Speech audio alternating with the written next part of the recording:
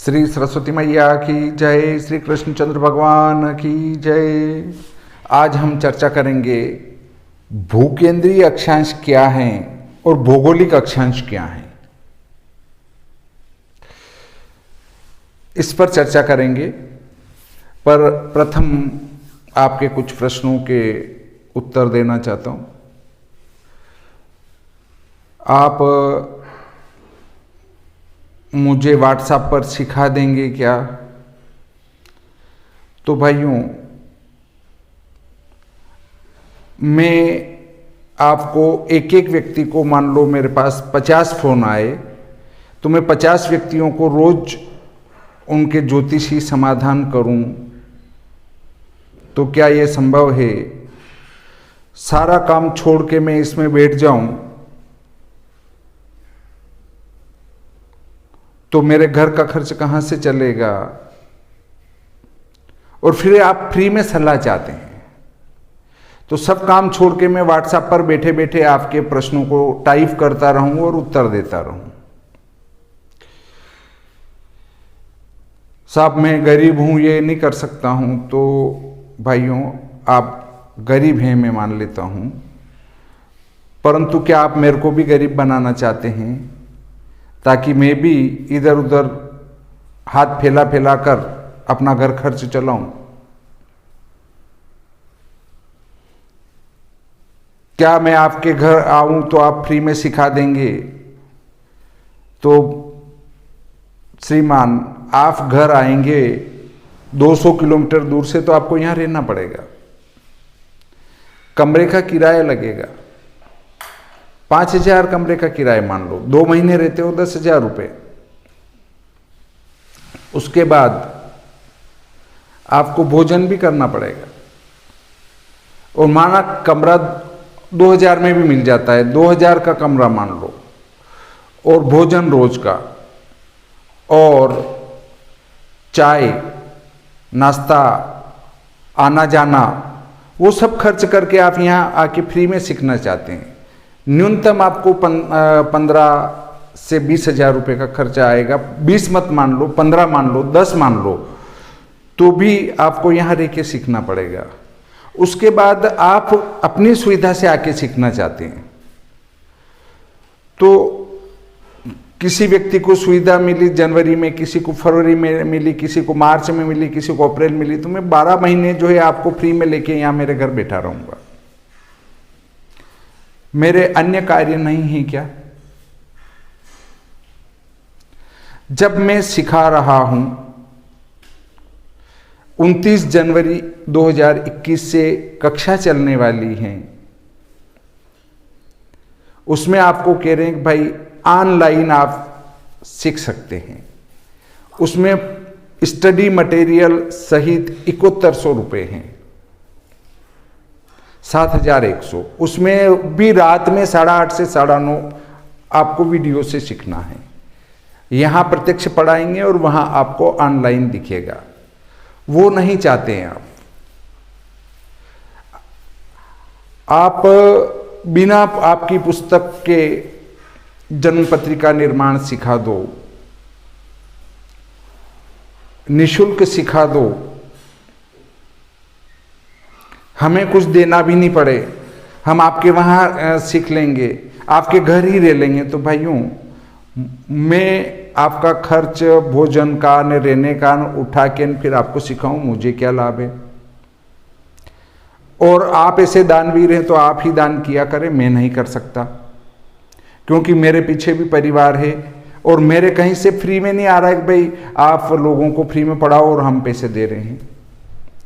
तो कृपया मेरे से कोई आशा न रखें, और आपके सभी प्रश्नों के उत्तर दूंगा, इसके लिए भी मैं जवाब दे नहीं हूं, क्योंकि मैंने ऐसा कहीं शपथ पत्र बना के प्रस्तुत नहीं किया है कि मैं सभी के प्रश्नों के उत्तर देता रहूंगा, या मैंने YouTube वीडियो बनाया है तो भाई YouTube की कोई शर्त नहीं है कि आप यहाँ कोई वीडियो बनाते हैं तो सभी के प्रश्नों के उत्तर देने पड़ेंगे। किसी के भी किसी भी प्रकार के कोई प्रश्न का उत्तर देने के लिए मैं जवाब दे नहीं हूँ।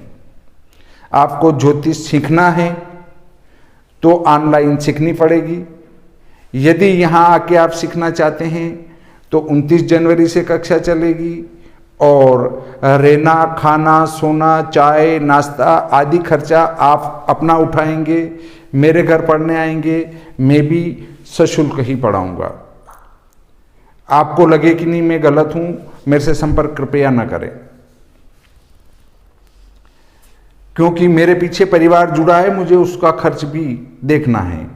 जो यहां पर सेटअप लेके बैठेगा उसका खर्च भी मुझे वहन करना है, लाइटों का खर्च भी मुझे वहन करना है, डाटा का खर्च भी मुझे वहन करना है। तो ये मैं सभी वहन करके अपना समय बिगाड़ के ये कार्य कभी नहीं करूँगा। इससे मेरे से कोई आशा न रखें, मैं सशुल्क ही पढ़ाऊँगा। अगर आपको ज्योतिष पढ़ना है तो मैं किसी भी प्रकार की कोई कोचिंग नहीं चलाता हूँ, मैं कोई ट्यूशन नहीं पढ़ाता हूँ, और सिर्फ ज्योतिष की कक्षा है, वो भी 1.5 महीना चलेगी, और हो सकता है कि वो कोर्स अधूरा रह जाए तो 1.5 के 2 महीने हो सकते हैं। परंतु मैं अन्य किसी प्रकार का वचन नहीं देता हूँ, और मैं जो कहता हूँ वो कार्य करता ही हूँ। आज तक जिनने भी मेरे से जो पुस्तकें मंगाई है उनको समय पर पहुंचाने का कार्य किया है। यदि किसी का पते में कोई गड़बड़ हुई और पुस्तक रिटर्न होती है तो वापस भेजेंगे, उसका डाक खर्च तो उसको वहन करना है।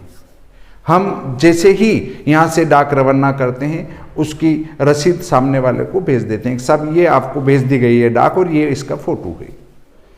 तो हमें निरंतर ही कुछ नया करना है, कुछ पुस्तकें और लिखनी है। यदि मैं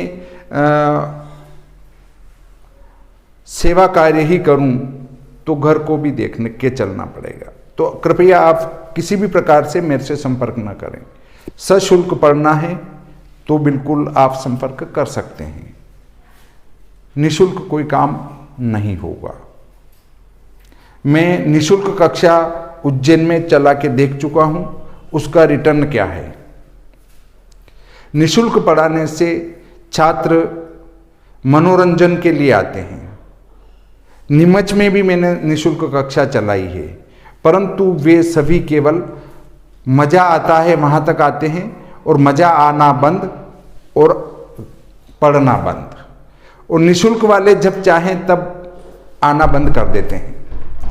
मेरे पास भी कई आए थे पर वो वापस चले गए, और शुल्क वाले जो हैं वो पूरा पढ़ते हैं, इसलिए मैंने शुल्क निर्धारित किया है।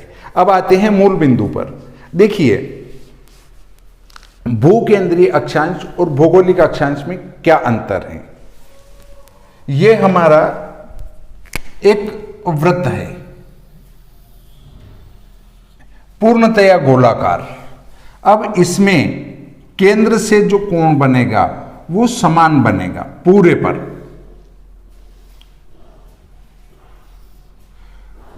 पूरे पर एक जैसे कोण बनेंगे, तो इसमें तो हम यहां से नाप के और चाप काट सकते हैं कि ये इतने डिग्री का कोण है, और अगर हमारा दीर्घवृत्ताकार पथ हो, दीर्घवृत्ताकार पथ में अगर ये एक कोण बनाएंगे तो इसमें समान चाप नहीं काट सकते हैं। समान चाप नहीं काटेंगे। यहां से जो कोण हम माना 10-10 डिग्री का बनाते हैं, माना ये 10 डिग्री से बड़ा है परंतु ये 10 डिग्री का कोण मान लिया जाए, तो इसमें वापस 10 डिग्री पर बनने वाला कोण ये होगा, और ये 10 डिग्री वाले कोण में ये चाप छोटा है और ये चाप बड़ा है। तो आप देखेंगे कि जब हम हमारी पृथ्वी की परिधि है 40,000 किलोमीटर, मतलब यहां से चलकर पूरा घूम फिर के वापस यहां आने पर 40,000 किलोमीटर होते हैं। 40,000 किलोमीटर में तो हम नाप के और सही कर सकते हैं, परंतु ये वाला जो भाग है ये उत्तर दक्षिण का भाग है। जब अक्षांश ऐसे उत्तर में बढ़ते जाते हैं, रेखांश ऐसे पूर्व में बढ़ते जाते हैं। तो ये जो गोलाई है ये हम देख रहे हैं पूर्व और जिसको कहते हैं ऐसे जो गोलाई है वो वाली गोलाई, इसको समान नाप के ले सकते हैं, क्योंकि सूर्योदय यहाँ कब हो रहा है फिर यहाँ कब हो रहा है वो उसकी दूरी के अनुसार ही होगा। परंतु जब ये उत्तर और दक्षिण को देखेंगे तो उसमें उसको समान रूप से नहीं नाप सकते हैं, क्योंकि वो पूर्णतया गोलाकार नहीं है, नाशपाती के समान है पृथ्वी। तो ये जो कोण बनेंगे ऐसे वाले, ये ऐसे गोल वाले नहीं, ऐसे जो खड़े वाले में कोण बनेंगे वो कोण जो है समान नहीं बनेंगे, क्योंकि वो भूकेंद्र से बनने वाले कोण के आधार पर ही ग्रहों की गति होगी। तो भूकेंद्र से कोण बनने के कारण कहीं तो दूरी ज्यादा है और कहीं दूरी कम है। तो हमारी पृथ्वी पर तो हमने नाप कर किलोमीटर के अनुसार ऐसे अक्षांशों को निर्धारित किया है। जो पृथ्वी के नक्शे के ऊपर या पृथ्वी का जो ग्लोब आता है उसके ऊपर जो अनुपात से ये रेखाएं खींची गई है गोलाकार, ऐसी गोलाकार जो रेखाएं खींची गई है वो अक्षांश रेखाएं हैं और इनको कहते हैं भौगोलिक अक्षांश, भौगोलिक अक्षांश। और जो हमारे पृथ्वी के केंद्र से जो कोण बनता है, पृथ्वी के केंद्र से जो ये बनने वाला कोण है इसको कहते हैं भूकेंद्रीय अक्षांश। पृथ्वी के केंद्र से नापे गए अक्षांश को कहते हैं भूकेंद्रीय अक्षांश। तो आप देखेंगे कि भूकेंद्रीय अक्षांश पर जो नापा गया क्षेत्र है वो कम ज्यादा होने के बाद भी अक्षांश एक समान रहेंगे, अर्थात यहां की दूरी ज्यादा है, यहां की दूरी कम है, परंतु इसके अक्षांश भी 10 है, इसके अक्षांश भी 10 है, अर्थात ये 0 माना जावे तो यहां 10 होंगे और यहां पर 20 होंगे अक्षांश, यहां तक आके 20 अक्षांश हो जाएंगे, चाहे ये दूरी ज्यादा है ये कम है तो भी। तो ये ही भूकेंद्रीय अक्षांश है। भूकेंद्रीय अक्षांश ऐसे बढ़ते बढ़ते घटते जाते हैं, 0 अक्षांश से लगाकर 45 अक्षांश तक तो उसका संस्कार घटता है और 45 अक्षांश से लगाकर 90 अक्षांश तक वो वापस जुड़ता जाता है। तो उसमें वो भूकेंद्रीय अक्षांश का संस्कार भौगोलिक अक्षांश में संस्कार करेंगे तो भूकेंद्रीय अक्षांश बन जाएगा। इस भूकेंद्रीय अक्षांश को बनाने के लिए एक त्रिकोणमितीय सूत्र है, त्रिकोणमितीय सूत्र के आधार पर ही इसको निकाला जाता है, परंतु आपको इसको निकालने की कतई आवश्यकता नहीं है। आप श्री भादो माता पंचांग को लेंगे और श्री भादो माता पंचांग में भौगोलिक अक्षांश का कॉलम अलग है और भूकेंद्रीय अक्षांश का कॉलम अलग है। दोनों के कॉलम इसमें आपको अलग अलग मिलेंगे, जिसको आप आसानी से देखकर ही बता सकते हैं कि हमारे यहाँ के अक्षांश जो भूकेंद्रीय हैं वो क्या हैं। देखिए मैं आपको एक पंचांग लेकर बताता हूं जिसको आप आसानी से समझ सकेंगे। ये देखिए श्री भादो माता पंचांग है, ये चमोत्तर का है, संवत 2074 का, उसमें भी दिए हैं। अब कोई प्रश्न करता है सब ये अक्षांश रेखांश वगैरह, तो किसी भी पंचांग से इसको उठाएंगे, ये नहीं बदलते हैं। अब ये देखिए ये है तिरुचिरापल्ली, इसके अक्षांश हैं 10-50 और भूकेंद्रीय अक्षांश है इसके 10-45-44। तिरुचिरापल्ली, तिरुचिरापल्ली, इसके जो भौगोलिक अक्षांश है वो है 10-50 और इसके भूकेंद्रीय जो अक्षांश है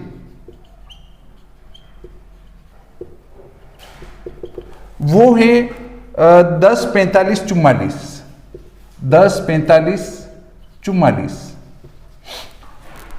अब आप देखेंगे कि भौगोलिक अक्षांश जो है वो 10-50 है और यहां 10-45-44 हो गया, अर्थात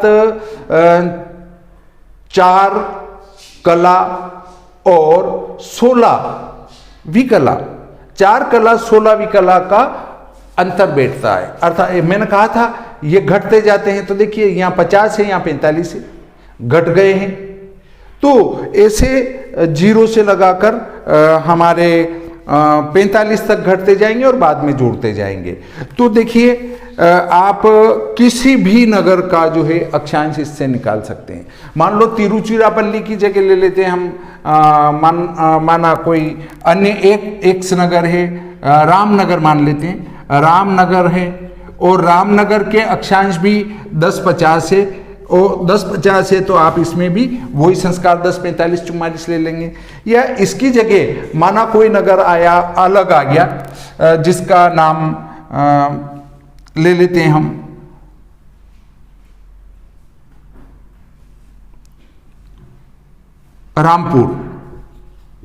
रामपुर नगर लिया और उसके अक्षांश 10-55 है मान लेते हैं। तो देखिए यहां इनमें कितना अंतर आ रहा है, यहां आ रहा है 4-16 घटे हुए हैं, तो यहां भी 4-16 घटा दो, कोई बहुत बड़ा अंतर नहीं आता है।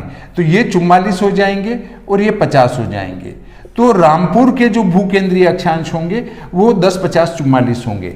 अर्थात उसके पास के जो अक्षांश है उसका और भूकेंद्रीय अक्षांश का कितना अंतर आ रहा है, जितना अंतर कम आ रहा है, मतलब जितने कम हो रहे हैं उतने दूसरे में से भी घटा दो, लगभग वही मान बैठेगा, कोई बहुत बड़ा अंतर नहीं आना है। इस प्रकार आप किसी भी अक्षांश को भूकेंद्रीय बना सकते हैं। यह है कि आपके पास होना चाहिए श्री भादो माता पंचांग।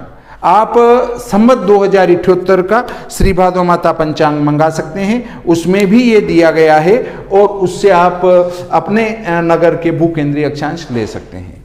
तो हमें गणित करना चाहिए, वो कौन सा करना चाहिए, तो आप भूकेंद्रीय अक्षांश पर गणित करेंगे, वो ज़्यादा सटीकता के निकट होगा।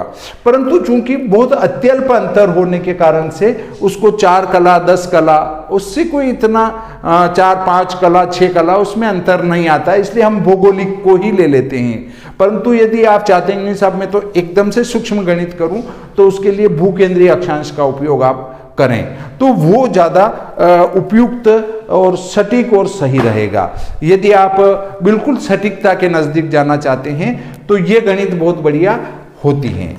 इस प्रकार आज हमने भौगोलिक और भूकेंद्रीय अक्षांश पर चर्चा करी। ये प्रकरण यहीं समाप्त किया जाता है। श्री सरस्वती मैया की जय, श्री कृष्णचंद्र भगवान की जय।